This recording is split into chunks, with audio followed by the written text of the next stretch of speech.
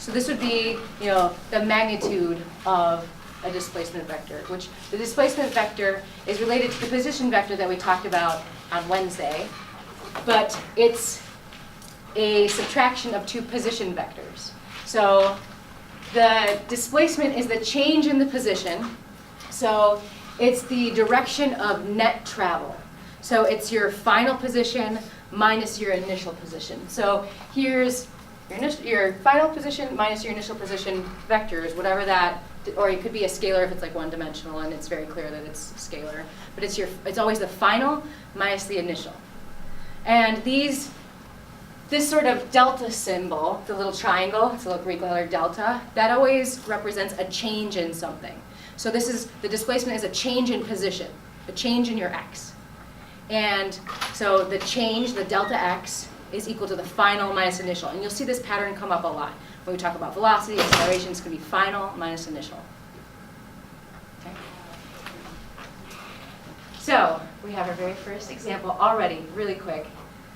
So we have this little town here, a little one-dimensional town, but now we're worried about positive and negative directions, so we can have a vector, even though it's one-dimensional. It would just, the positive and negative mean something. So there's a little town, and here's your friend's house is at x equals 0. Your house is 2.1 miles from it. The grocery store is 4.3 miles from your house. And you walk from your house to the grocery store and then back. And I want to know what's your displacement. So when you figure it out, 1, 2, 3, 4, just hold it up. I want to see all votes on this one. Everyone's got a vote. 1, 2, 3, or 4. I see a bimodal distribution so far. Has everyone voted? There's some disagreement.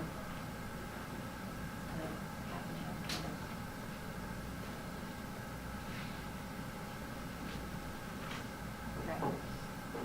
I think I saw everyone hold up hands. Maybe just hold it up one more time. I want to make sure everyone votes on this one. Okay, everyone has voted. I see two numbers that are popping up. I see 2 and I see 4. Does anyone feel strongly about 2 or 4 and want to talk about why they feel strongly? Yes, Alicia. I feel strongly about 2, and it's because it's the final, or minus the initial. So if you started in the same place and you end in the same place, there's no displacement. Yes.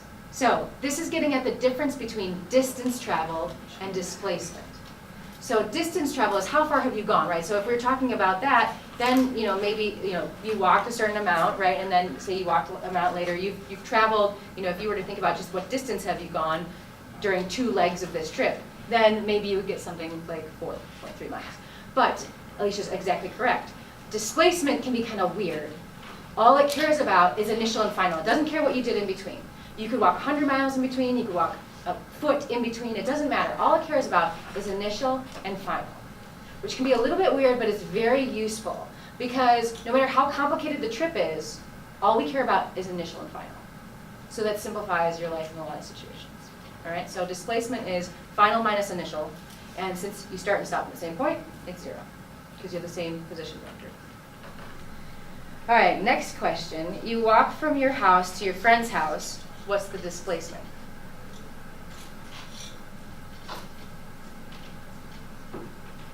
I want everyone to vote on this one too. I'm already seeing bimodal distribution.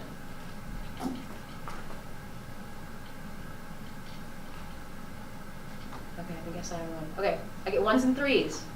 Who wants to argue for 1 or 3? Who feels good about this? Yes? I feel strongly about 1 because you're walking in the negative x direction, so the value would be negative. Yes. So again, you want to do final minus initial.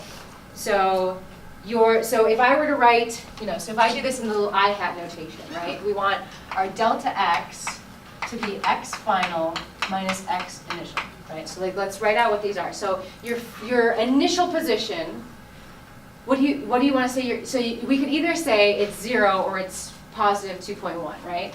Positive 2.1.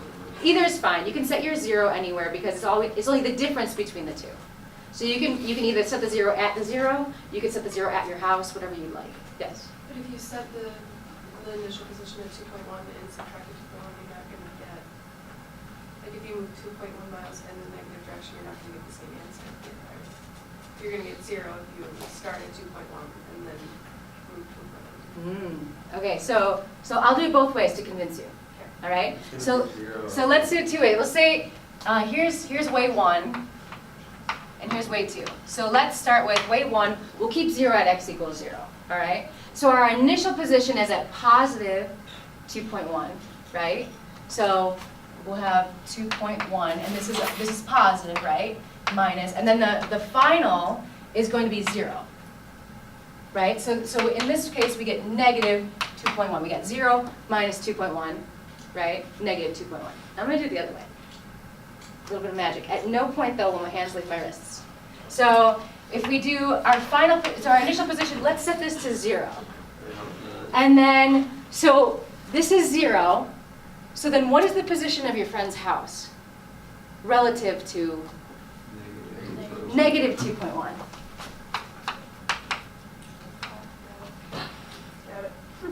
Gotcha. It's math. It's I fun. like the first Right? one. Tricky. Yeah. You know what? I would probably say the first one's more intuitive. But I just want to show both ways Especially work. if you have a diagram already built. Yes. Like we have x at 0 at your friend's house. Yeah. So sometimes we won't give you an explicit 0. We'll just say, you start here and then you travel, maybe the hiker travels a certain amount and then travels a certain amount. So you made that choice of where 0 is for the hiker. But you could have picked that 0 to be anywhere and say, oh, he starts at 4 meters above it, right? So it's weird, but you can do that. And in some cases, that'll make your life easier, changing where you put the origin. So I just want to bring that up. All right. So now we have average speed and average velocity. So, what? We're just laughing about it because you wrote way 1 and then way 1. It's Friday, okay, it's Friday. Give me a break. There's only one way. Wait, 2, there's only one way. They get you the same answer. That was the That's magic what I that was you did trying. the same thing twice and tried to trick us. Yes, oh God. Going good. Week 1, going great. I hope it's going great for you too. All right, we will get this down. I swear it gets into a flow and we will get really good at this. But okay, so average speed, average velocity. Speed, again, is kind of like distance. This is, it doesn't matter what direction, whether you're going forward, backwards. When you're driving in a car, it doesn't matter if you're going north or south. Your speedometer is like, ooh, 25 miles an hour, right? 25 miles an hour. Doesn't matter, if you're going forward or backwards. That's your speed. Velocity is like speed, but direction is very important. Just like displacement, we're worried about final and initial things. Okay? So what the average velocity is it's our displacement, our change in position, over the change in time. So anytime you see this delta, it's the change in whatever comes after it. So change in position, x. And then that also means it's equal to final minus initial. Okay? So same thing for time. Change in time, final minus initial. So our average velocity is the change in position, the displacement, over the change in time. So when you keep the negative and positive sign, then you get velocity, right? So that matters. If I gave you a velocity of 25 miles an hour in the negative x direction, your speed is 25 miles an hour. Okay, right? So it's very related. It's just when you go to velocity, you need a little bit more information. We care about what was the initial, what was the final. All right. So next example. We have an athlete that sprints 50 meters in 10 seconds, then stops, walks back to the starting line in 50 seconds. So 10 seconds to get there, 50 seconds to get back. If the sprint direction is positive, so I drew a little, I just used a picture where the x is set at 0 here. This is he's sprinting this way and then walks back, right? Takes 10 seconds, 50 seconds. And I want to know what is the average velocity for the sprint? So the fast going, that first 50 meters. What is the average velocity?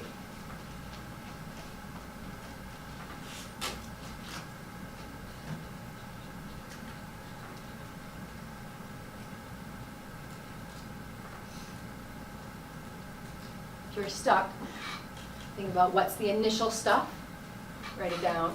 What's the final stuff? Write it down, and then use that equation, and I will write it up.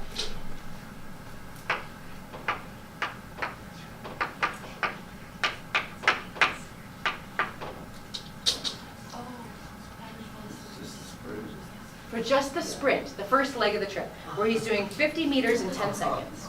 That's why I'd be so confused. Yes, just the sprint part, that first leg.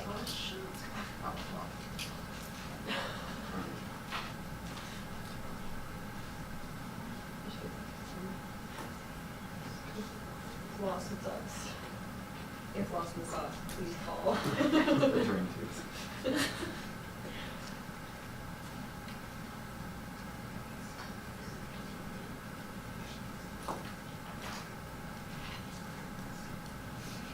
More votes? Yeah. Right.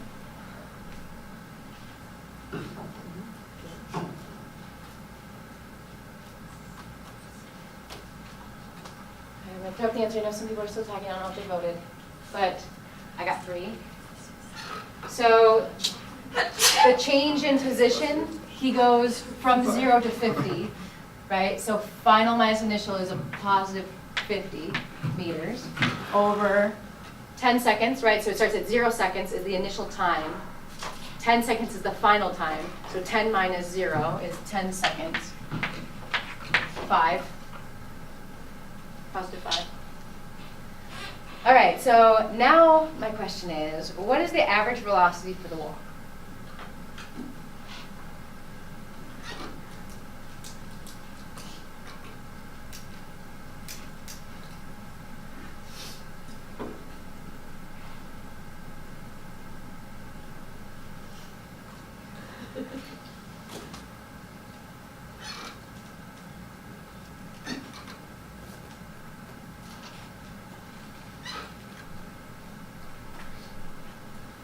Why are you putting unit vectors on This velocity is a vector. there? So it's along the x direction, right? So he's going from 0 and the x-axis. So, right, so I could draw a y-axis going up this way, Yeah. right? So I'm just being very explicit about what direction he's going. He's not going straight up, Well, he 5 meters per second. He should. That'd be fun. Straight up for 50 meters too. He's Yeah, that's kind a of very impressive individual. Constant acceleration too, which is physically impossible. But You guys just show us the. Yeah, but okay, so. Like NASA or something. All right, so I got 2. Doing good? All right, so we talked about average velocity, which is taking the whole leg of the trip, right, and then averaging the velocity. Instantaneous velocity is the slope of the position versus time graph. Was this the answers for a question or quiz? I think instantaneous acceleration is what it was. It was cool. I got it right. Good, very good. So instantaneous has to do with the speed at just a split second, right? So that infinitesimally small second of time.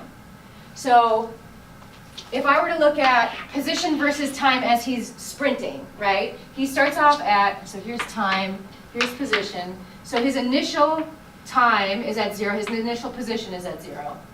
And then he ends up 10 seconds later, he is 50 meters out, right? So here's his final position. So if I do a displacement vector, it would look like this, right? So here's our delta x, right? Wait, sorry. That's not a displacement vector.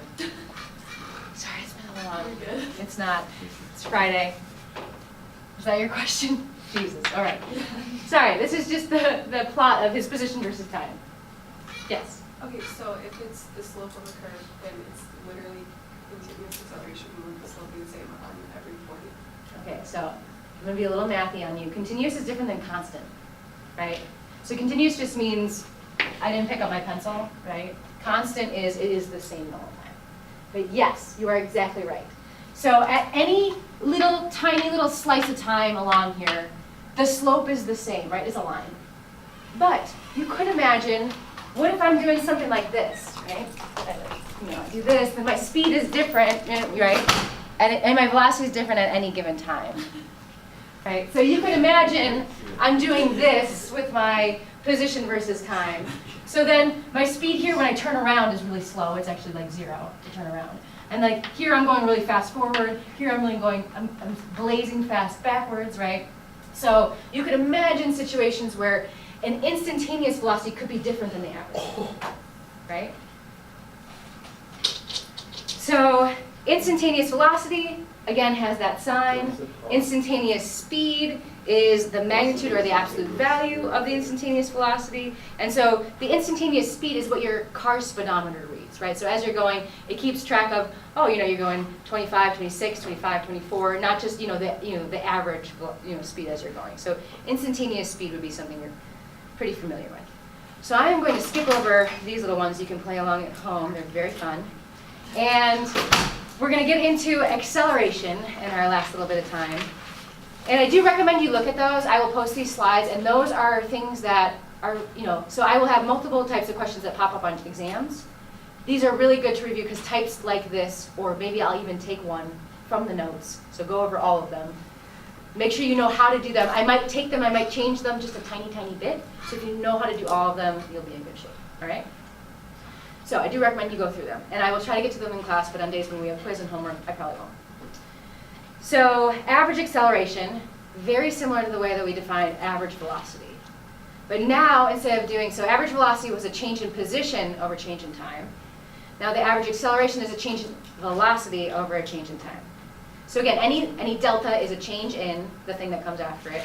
And that means final minus initial. We're only worried about those endpoints. And because it's the average, so we're looking at what happens over the whole thing.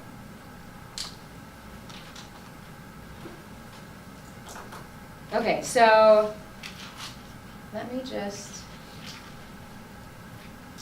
see if there was any other content I want. Oh, there's one last thing. I'm going to say it in case I run out of time on the example. Okay, but I just want to say this real quick. Instantaneous acceleration, if you're following the pattern, it's kind of like instantaneous velocity instead of the average. So, the slope of velocity versus time, right? So if this was speed, velocity versus time, then the slope is going to be the acceleration. If it's a straight line, you're going to have a constant acceleration, right? So if your velocity keeps on increasing at the same amount at each step, you're going to have a constant acceleration. Or if you start, I start from 0, and I get a little bit slower, and then all of a sudden I get really fast, right? You could imagine that your acceleration would change, and you could have different instantaneous acceleration than what you would get by just looking at the endpoints, right? Okay, so let's go back and do some examples till we run out of time together. So what's the difference between instantaneous acceleration and instantaneous speed? So units for first, right? So we have speed will be like a meter per second. It's a distance per time. Acceleration is a distance per time squared, right? Because we have, here's average velocity or speed. It has the same units, right? Velocity, speed, same units. The acceleration is delta v over delta t, right? This is average. So the units would be a meter per second, right? If this was meter per second. So it's like a meter per second squared. So first off, acceleration, velocity, or speed have different units. But then also, an acceleration, the direction matters, right? Because if I am walking and then I slow down, I'm accelerating. It's kind of weird, but I'm accelerating with negative acceleration, right? So it depends. So the sign matters. So velocity, sign matters. Acceleration, sign matters. Speed doesn't matter. Is it because you can't have negative speed? Right. Speed has to be constant. It's a magnitude of the velocity vector. All right. So let's get going on this example. We have a few minutes, so we'll probably do a first one or maybe two. So we have a ferry that makes a short run